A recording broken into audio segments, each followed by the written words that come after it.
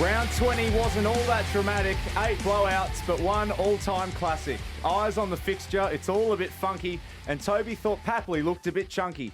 Jez kicked 11, Nick took the piss, but there's one man this poem just cannot miss. The performance of the year, his name is Nasiah. Sign him for life, the Saints' new Messiah. This is Triple M's Midweek Rub, and a very happy Saints man is Lee Dontanya. Hello, Wilbur. I kept telling the boys on the Sunday Rub we were doing, I said it was all part of the plan, Dale. Remember we were watching the Saints game and I they were don't 40 work for points Fox, down. mate. Call me Daisy. And Dale, I said, this is all part of the plan. And the boys all text me afterwards and said, you were on the money there. Never in doubt. Damien Barrett is here on a Wednesday as well. Morning, Damo. Hello to you, Will, and Lee. I didn't know your name was Lee, actually. And Dale is neither did I. Daisy. So, yeah, how is that all going? Neither did I. Well, only my mum and my wife call me Lee, so it feels awkward every time I feel like I'm getting in trouble or something. So that's all right. That's all just all part of the formalities now. And then Dale. And Daisy Thomas. Yeah, thank you, Will. Great to be here. Appreciate the big, long introduction. It was a very weird weekend of footy. There's no doubting that. We watched the North Melbourne game, Joey. We did that, and we couldn't believe what we were seeing. And then the Sunday, you continued to say this is all part of the plan. And I didn't realise, and we joked about the influence you now have on figures throughout the media landscape and how you are atop of that St Kilda little squad that you lead. I've been told not to use one word in particular, but you lead the mafia. You are the Don. Was that the word? That was the word. And you've just somehow managed to get word to Melbourne, to the AFL, that the Saints need a win. They need a big morale boost, and it happened in the last 8 seconds. Needed to keep Naz. We needed to do something, so we got it done. We orchestrated it. It was perfectly planned, and it was pretty special, to be honest. Yeah, I mean, it was. Saints fans, as you know, Damo, we don't have a lot to celebrate, but that last quarter's historic, which is going to be something we're going to remember for a long, long time. No one's going to forget that, are we? No. Whether he stays, goes, and whatever happens next, we're going to remember what he did. That was his coming-of-age moment, wasn't it? I mean, he'd already had a very good season. He's only 22, and we know what the future could look like. But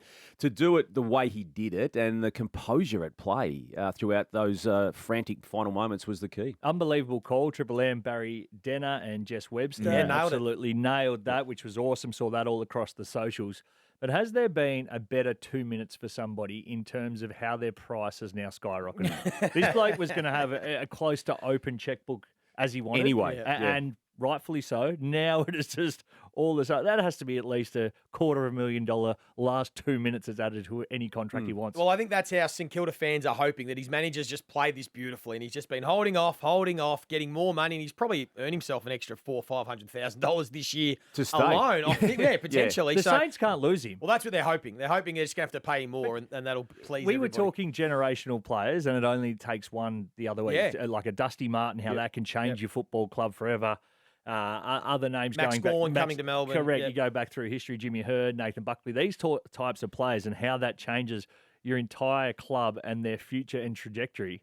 I feel that's where the Saints are right now, which means, unfortunately, probably for TDK, and I know we'll get to it, maybe Nas has just become the number one man that needs to be thrown the checkbook at first. We will get to that later, Days. But just on the specifics of Nasiah, Joey, do you know him? What's he like? Is he? No, I don't know a lot about him. No, I know he's as cool as a cucumber. I've heard throughout these negotiations, apparently his heart rate hasn't gone above 50. They just said he's just he's like. Apparently, it's just like whatever. I'm just playing footy, and he's leaving it. So that is part of his. Even at the big dinner at the house that was reported. That's why I don't think that. Yeah, I think he just whatever. I don't think anything phases him. But what we did find out now, he's got the it. Like he's got the dog in him, which you probably wouldn't have said about Naz watching the way that Even he a played. fortnight ago, yeah. Without knowing the internal workings. But to see the alpha to be, I'm gonna take over this game, and to do what he did and take himself to full. I mean, to attempt that mark that he took in between Fritsch and McVie for starters, and then to go back and drill the ball. Well, he still had to do it, Days, and he then went back and kicked it, and then to, as you say, to then control how the next play unfolded before it happened. And when you watch that goal, I mean, we joke about Ross Lyon masterclass, but when you watch it, he actually just took himself forward with a couple of minutes to go. He said, "No, we need a goal. I'm the man. I'll take myself to full forward and I'll deliver." So it was very special. It was nice. And my young fella went too with my old man. So I'm now, because he was starting to waver on the Saints just a little bit, and now I've got him for life. So the Geelong win, he's and now the Nasiah moment. I think he's 3 from 3 this year, so he might be the good luck charm. And more importantly for this show, how are you going with being called Lee on Foxtel? I'm fine with it. Oh, no, actually, I shouldn't say. Oh, yeah. sort of strange. I've only been known as Joey for 20-odd years. Joey, but, then the Don, now Lee. Now we just do as we're told. Lee. What about you, by the way? What about you getting in trouble? Are you stealing vision this week, Damo? Hey, that's our vision. Channel 7, Fox Footy. That's our vision. That's what we do. Behind the goals, visionaries and the first crack, and now you're stealing behind the goals vision. Well, okay, I'll ask you the question. Why didn't you use it? You had it on Friday night. You chose not to use it. You're waiting for next week, were you? I wish I'd have seen it. Were you waiting for first crack on round 22 or something, were you? Last crack on round 22. You had it Friday night, Joey. You could have used it Friday night, Saturday, Sunday, Monday. You didn't. Did you have to okay it with the AFL? There's a process error in the unfolding of events, Days. Because I didn't realise that the vision that was exclusively that you guys had got wasn't just for general consumption. Well, again, you had it too, as in Channel 7. You could have used it Friday night, Saturday, Sunday, Monday. Yeah. No, I'm just asking a question. We'll chat about Toby Green, though, later. It's a We need to. Good talking point. Good talking point. That is one of the talking points on Damo's news next, as well as some big games this weekend. So predictions to come, as well as fair dinkum off Fugazi. That's on Triple M's Midweek Rub, thanks to BWS. There's no bigger name at Carlton, obviously Jack himself, but more so his father Stephen, and then Serge prior to all of that. It's a famous Carlton name, and it's a famous moment coming up because the Collingwood Footy Club, the greatest rival of the Carlton Footy Club, is really into Jack Silvagni. That is real. There is certainly a verbal offer to him that has got him interest. Days, I know you spoke about this last night on Channel 7, and Joey, I know you've got some strong views too, but how important is he? And do you expect now that Graham Wright has clearly got involved in this as the new incoming CEO of the Blues, wanting to stop all of this? What's going to happen from him? Well, like I did last night, I will preface it with saying Jack and I are very good mates, but I haven't spoken to him about this because obviously that becomes then a conflict. And so this is all my understanding of things and phone calls I've made around Jack rather than to Jack himself. Look, there's no doubt that once Collingwood came to Jack Silvagni with the offer and it became real and there was serious talk about whether or not he was contemplating it, that other clubs have then gone, right, this guy is one, contemplating maybe it isn't the Blues for life, and two, he's gettable. So that's no real surprise considering how good he has been as a defender this year and a lot of clubs, Melbourne clubs in particular, needing somebody down back. But I love that Graham Wright's come in and realised the value of the guy. I think for a long time he's been overlooked and underappreciated, undervalued for what he's done at the Carlton Footy Club, and it's just been taken for granted because of the names of his dad and his granddad, Serge and Sauce, of course, that he was just going to be there for life, and it didn't matter what you did. If you played him forward and you wanted him just as a backup to Charlie and Harry, he'd do that. If you wanted him to go in the ruck as a backup to Pitnet and De Koning, he'd do that. If you needed him to tag, he'd go and do that because he plays and his skill set is so strong in each area. He can get away with it. He hasn't had a lockdown role in terms of actually one position for a very long time. But now that we've seen him in defence, he's been given, this is where you play, this is how you play. He's been unbelievable there. And now it's like, well, hang on a minute. Why has he been undervalued? The fans have always loved him for what he's brought, his effort, his intent.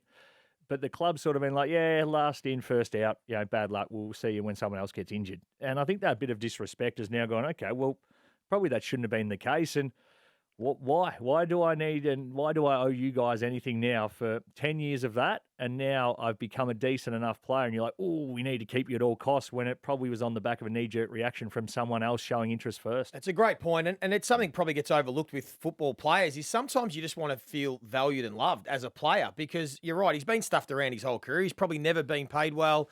And all of a sudden you get some love from other clubs. And a great example, Daisy, is our good mate Luke Ball, who at St Kilda, he just felt towards the end of his time there that maybe he wasn't as loved as some others, or he should have been. It's taken for granted how hard these blokes are. And Collingwood came knocking and said, Bally, we see you, we roll for you, and we love you, and we want you. And you feel like, okay. And I reckon that's what's happening with Jack Silvagni. And it's going to be a big call for him because no doubt he's got blue through the veins, the navy blue, and he loves it. But there's some point where you go, no, you know what? Another club might really value and respect what I have to offer. And maybe needs a change of scenery. So it's going to be a big watch because he's a very, very good defender now. Well, if it's apples for apples, Collingwood and Carlton, and they're throwing around the same, and you're looking, they're going, right, I've got, as a 30-odd-year-old, I've got 4 years left, 28, 39, however, where we get to. Do I go for some success, which Collingwood are obviously a lot closer to than Carlton? And what else is happening at the Blues? TDK looks like he's out the door. There's rumblings around the key forwards, and maybe one will get traded and maybe one wants a trade. Paddy Cripps ain't getting any younger. And then Sammy Walsh, there's rumours that he'll be straight back to Geelong after next year. If you're Jack Silvagni, these are all things you're going, consider. Well, I've been through the pain and haven't got any love for it. Why should I stay now just because you guys now like me again? Yep. The Rising Star race is intriguing, isn't it? We've been discussing it semi-regularly on this show and other Triple M platforms, but I'm now really starting to get in the mindset that Murphy Reid is the player of the year in that space. And I know that's not a massive statement, given I think he's in the top three. Yeah, but it is, though. It's you've got him as the number one. I've got him as the number one, Days. Yeah. I do, because he's played all games. He's twice kicked 4 goals. He's averaging a goal a game. And he's playing in that starvation sort of half-forward corner, but he's embracing it, isn't he? He's actually having impact well up the field. There's some disposals and possessions and play setups he's getting in the back 50. He's then running forward. I think he's playing with a maturity that is supreme. And I reckon if you want to mount the case, I think it's a strong case to mount against, and again, equally credentialed candidates in Dan Curtin and obviously Levi Ashcroft, who's played games in every game for a reigning premier team. And you should also throw in Archie Roberts, I think. Harvey Langford's another one. Sullivan. There are other options, but they're the big three in my eyes. And I honestly think week upon week, it's Murphy Reid. Yeah, it's a great shout because, as you touched on, he's had a real impact in changing Fremantle's look forward of the ball. And he's 8th in the competition for score assists. So I didn't even know that. It's the hardest thing to do. He's 8th in the competition. He's had 30 score assists. So I've had some stats last week. He's 1 goal off kicking 20 for the year. Yep. Only one first-year player since they've been keeping these stats over 25 years has had 20 goals and 30 score assists in their first year. That was Cyril Rioli back in 2008 in his debut year. So that's the impact that he is having. And people forget his first 11 weeks were really good. Yeah. So Dan Curtin has been more of a recency bias. Yeah. His last 6 or 8 weeks have been huge. But his first 11, and they've probably been of a higher individual nature, haven't they, in that 8 weeks? Yeah, had some or 6 big to 8 games, weeks. 20-odd plus touches, intercepts, But you need to factor in the first 12. Yes. Yeah, or 11, yeah. And then Levi's a bit different. Levi's just been consistent all year and in a great team. Hasn't had massive games, but been really consistent. But I think Murphy Reid, for me, should be winning it as well. I think he's been exceptional. Okay. He's had the better year from a deeper footballing nous understanding, to the points that you're making. Playing half forward, a lot harder to have impact, having massive impact, bang for buck. Levi Ashcroft is a star, playing in a spot that he, like a wing role that is in his true position, which is midfield.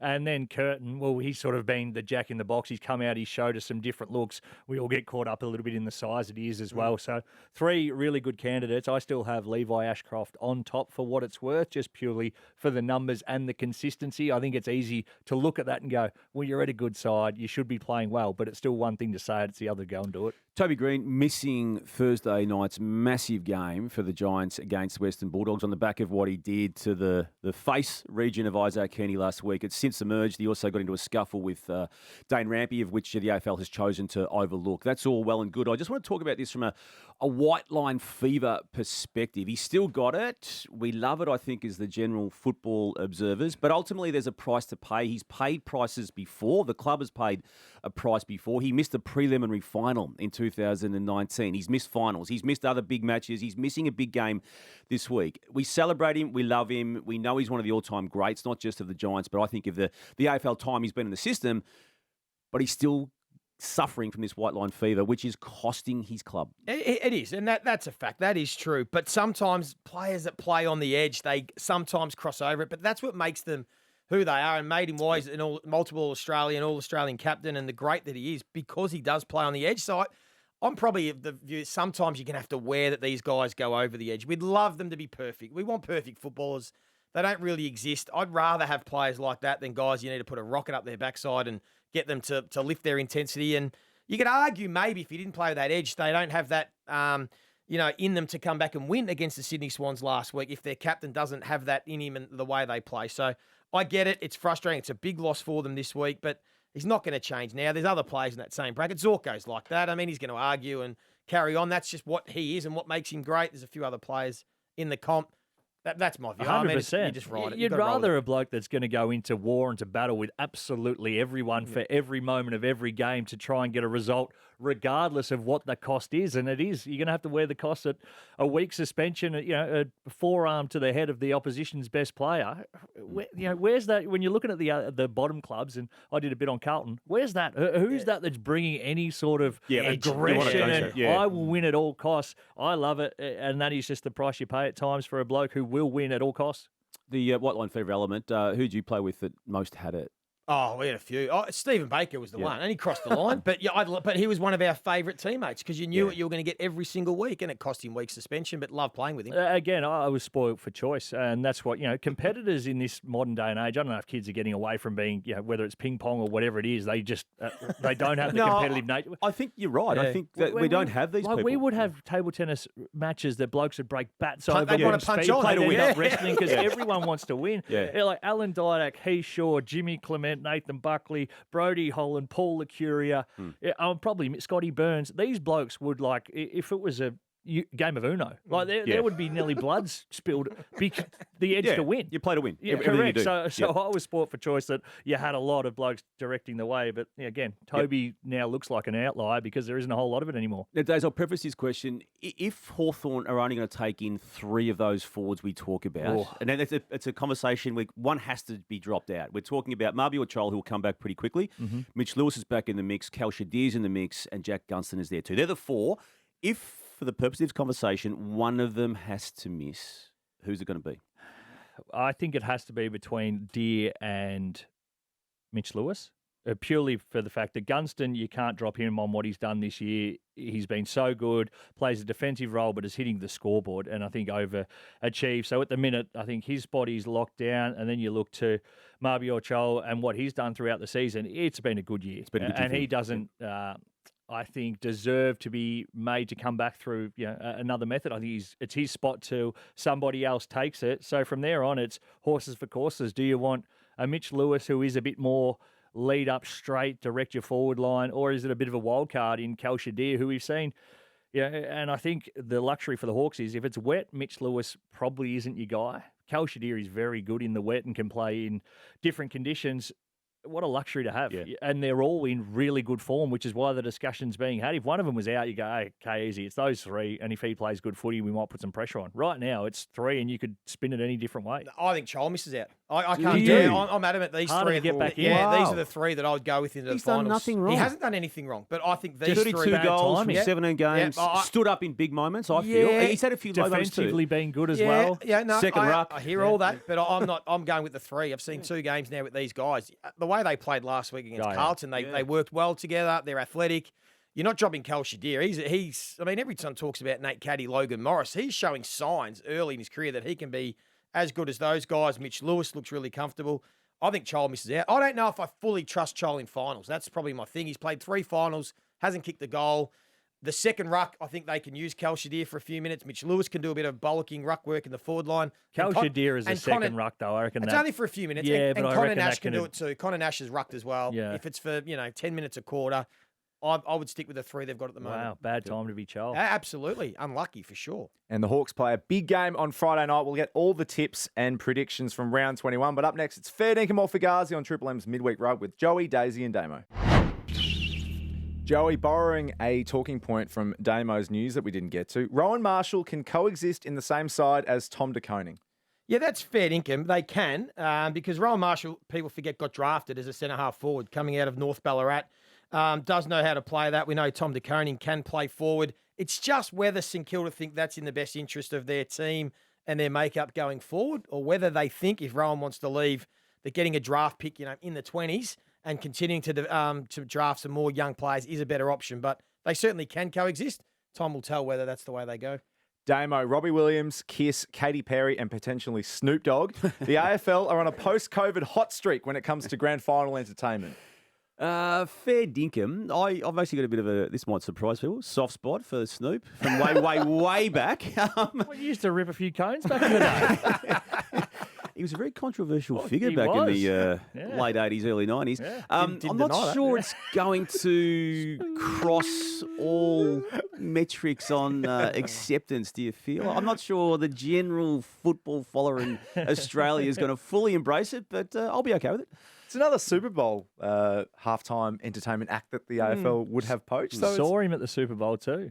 you did. Yeah, at the famous Super Bowl with him, Was it Dre, SoFi Stadium? yeah, which was unbelievable. Eminem, of course. So unbelievable entertainer, and all four of the AFL we got enough cash. Go and get some proper stars. Well, So- maybe played at night time too, Yeah, that so you would can be actually better. Yeah. properly Yes. expose these Okay. media superstars. Give Swanee to a call, mate.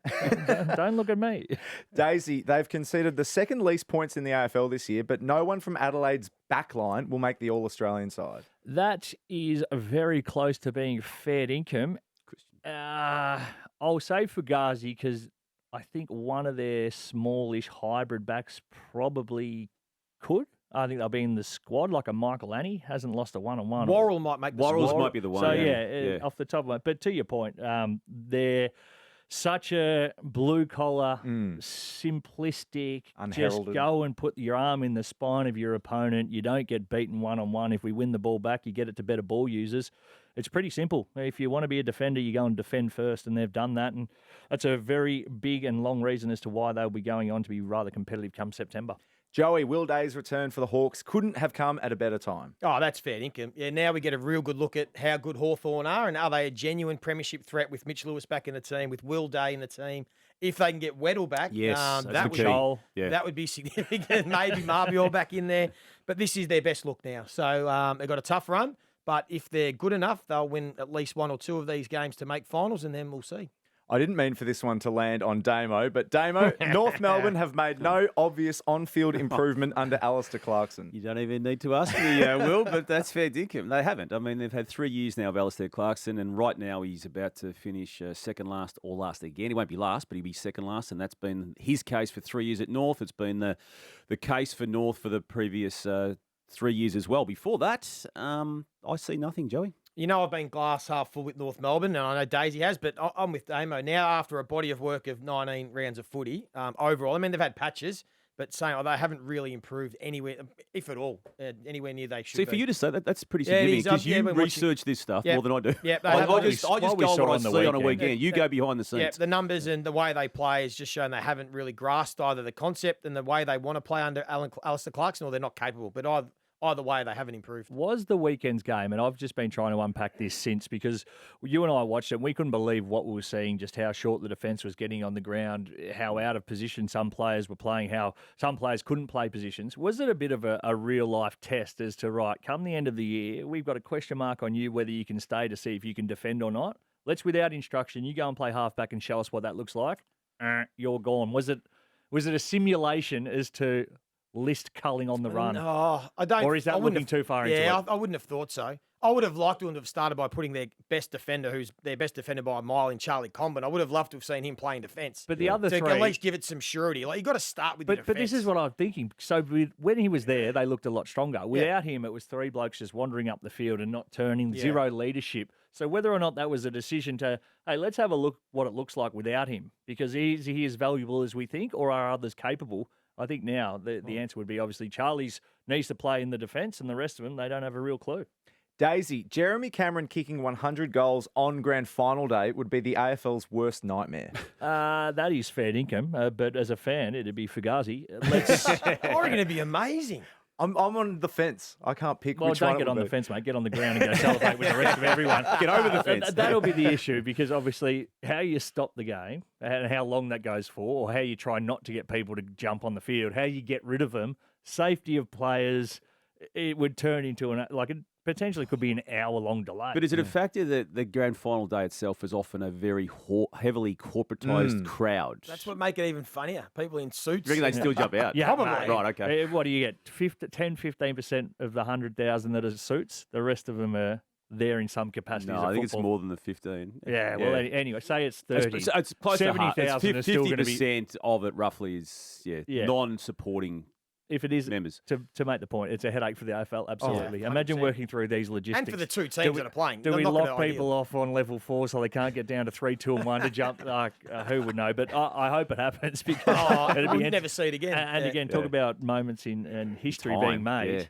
You know, an hour delay in a grand final, whether or not that changes momentum, all the things that could happen. Hopefully so, but yeah, what a nightmare for the AFL. Joey, even in this era of bigger and bigger contracts, the reported Harley Reid $24 million, 11-year deal is absolutely ridiculous. I'm going to say Fugazi to it Good being boy. absolutely ridiculous. Okay. It's certainly a lot of money. I'm on the fence on this one. I can see it from both camps. Like, West Coast can't afford to lose Harley Reid, I don't think. He's a generational player. He's going to be a star. It's a lot of money. I think people still got to get their heads around the salary cap and where it's at, but it is a big price to pay. Are they better off just letting him go, getting 3, first-round draft picks, and while they're still in their real infancy of a rebuild, and do it that way? My heart says just give him the money. Like, give him the money. Worry about it down the track. You can front end it now because they're not paying anybody.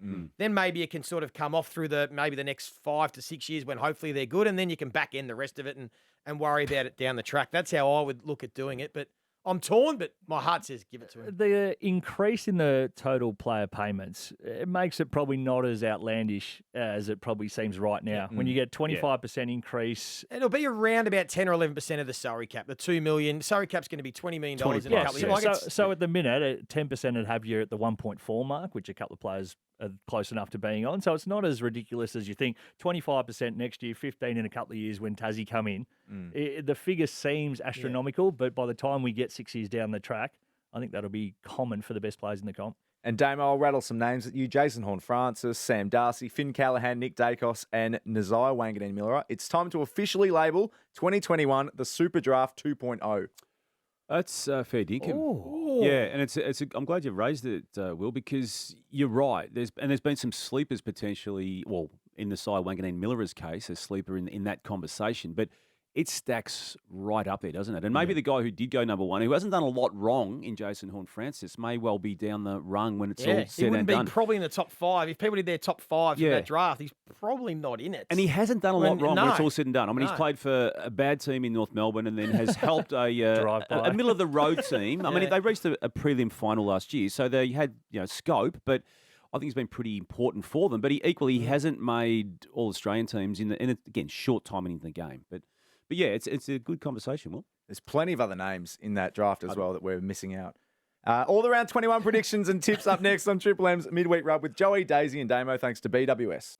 Catch all the games across Triple M and the listener app starting with Thursday night for round 21. And Joey, it is the Bulldogs and the Giants at Marvel Stadium Thursday night. Yeah, massive game. Looking forward to it. Two teams that love to play offense and probably should be a shootout the way these guys play. Having a look at some of the numbers and been doing a bit of research this week, the Dogs have really got the wood over the Giants, the way they go about it. They've beaten them the last 3 times. I think it's like 7 of the last 8. I think the Western Bulldogs win this game. I'm pretty confident. I think they've got the blueprint. Pretty confident? Yeah. Okay. Yeah, I think the Dogs win. I'm concerned for the Dogs because GWS, if it's a shootout, very rarely lose. Yes, that's true. They're more of a get them in the contest. So, yeah, I'm with you. Hopefully it's 100 points each and you kick 20, we'll kick 21 type operation. I'm worried about the absences of Toby Green, Josh Kelly, and Jack Buckley. Yep. I think they're genuinely problematic for the Giants, but I'm still going to tip the Giants in this. Damo, Friday night, a good Friday night game this week, Adelaide and the Hawks. Adelaide Oval.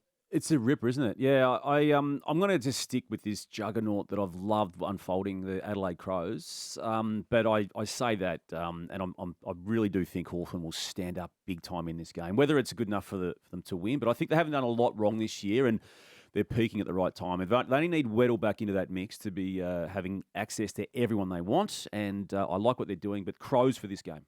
If Adelaide keep playing the way they've been playing, they should win. Now, of course, it's a game. You've got to come out and do it again. There's the showdown. Is there a bit of a letdown? If they're off, the Hawks can roll them. I'm presuming Adelaide won't be off and play the way they have been, and they'll win. Yeah, I'm a little bit concerned about the weather and how they had to play in that showdown. Hard, real slog type. Again, sort of hypothesising as to why they can't win. Hawthorn have won the last 3 against the Crows, so I'm going to tip the Hawks, and I assume that would probably be an upset. Yeah, for sure. Daisy, the Saturday Rub ahead of this one at Marvel. Melbourne taking on West Coast. Danger game for West Coast. They could lose by 100 again. Look, who knows, honestly. Melbourne, you'd imagine there's a response coming because they should be absolutely gutted for losing that game on the weekend. West Coast, nothing really to lose, nothing really to gain. Dead rubber. I'll just tip the D's. No Harley Reid anymore. Melbourne can't lose this game. Can't- It's bad. Do you reckon it's No. bad for Simon Goodwin if Melbourne were to lose? Oh, absolutely. Yeah. Yeah. They won't lose. On the back of the last quarter of last week. Yeah. But if you go back to three-quarter time when they're 46 playing points great. up. Yeah. Yeah. They were. So I can't see a way that Eagles, without Harley Reid, have any chance. Saturday, Arvo, Joey, Damien Hardwick coaching against his old side. Suns, Richmond up on the Gold Coast. Yeah, they might do a number on the Tigers here, so I think they'll win easy. Same. Damo, Sydney hosting Essendon SCG Saturday afternoon. Might be closer than some people think. And now that the hope for the Swans has been removed from a finals perspective, they might just go through the motions. But I still cannot see a world in which they lose that game against the Bombers. Yeah, I'm very much the same. Essendon, just at the moment, it's where's the finish line? Get us out of here. Too many injuries, too hard. Move on to next year. The Swans should win this one Still got an comfortably. extra game to go to, the Bombers, remember. So they've got 5 still to play. It's a long last 5 weeks for poor Essendon. Should just forfeit it, shouldn't they? Yeah, almost. Can you, if you do that, what happens to Gold Coast percentage? Imagine if they need percentage to come in and Yeah, well, the that's Bombers just interesting go, in itself, bad yeah. luck, we don't have a side. Who's broadcasting that one? I presume it's Super Probably. Saturday. Super Saturday. You, from, Yeah. you from behind the goals. You don't get the vision, Damo. And Daisy, Collingwood MCG hosting the Brisbane Lions on Saturday night. Yeah, here we go. Match of the round. The Pies haven't been that impressive. I didn't think they did a whole lot that blew me away against Richmond on the weekend. Richmond sat there and hung around, and for the Lions, they've been solid enough. Look, the response comes again. We talk about it, and I am big on it. You get a slip up like they did against the Gold Coast Suns, they'll be back. I'm going to tip the Lions. Oh, Yeah, I'm going to go against the Pies. I want to see the Pies put in a really good one because I don't think they have for a hot minute yet. I'm tipping the Lions too. Really? Wow. Yeah, I'm prepared to forgive them totally for the game against Gold Coast last week. And like if you remove that from their recent form line, I think they're stacking up very, very nicely. And I'm still big on Collingwood. I'm not putting a line through them in the big picture. But yeah, the game against Fremantle, against Gold Coast, and against Richmond, you package them up. They've just come off a little bit, and I'm just not sure they can fix it in the space of this week anyway. So Lions. Yeah, Jeremy Howe back, I think, is a big one for the way that they like to play and defend. Collingwood have beaten them the last 4 times, so from grand final and the 3 since, I think the Pies win. I don't think Brisbane can stop Nick. So Dacos will get another 3 Brownlow votes. Ooh.